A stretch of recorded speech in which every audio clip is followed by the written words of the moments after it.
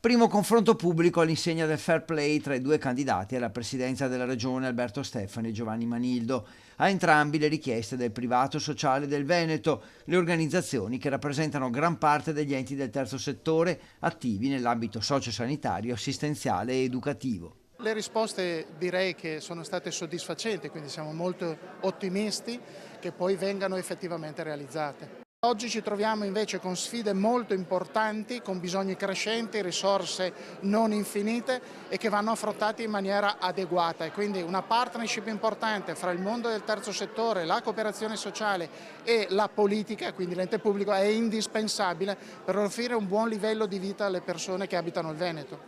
ANFAS, Confcooperative Feder Solidarietà, Lega Coop e UNEBA, le associazioni che hanno richiamato oltre 700 persone, che rappresentano migliaia di famiglie e che si interrogano sul futuro della sanità e dell'assistenza. Manildo ha proposto l'assessorato alla partecipazione, già sperimentato da sindaco di Treviso, Stefani un assessorato al sociale. Il privato ha due richieste. La prima è risorse economiche, strumentali e umane adeguate, quindi risorse in queste tre coniugazioni, e un riconoscimento del nostro ruolo. Noi siamo dei partner, non siamo dei fornitori o dei prestatori di manodopera, siamo realtà che perseguono l'interesse generale della comunità, quindi abbiamo la stessa finalità dell'ente pubblico, quindi pensiamo di poter mettere a questa disposizione professionalità, capacità e fantasia.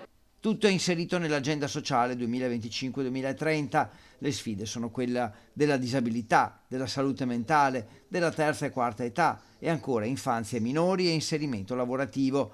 L'obiettivo è far entrare nell'agenda politica il tema, oggi messo in discussione soprattutto per una sempre più preoccupante carenza di risorse.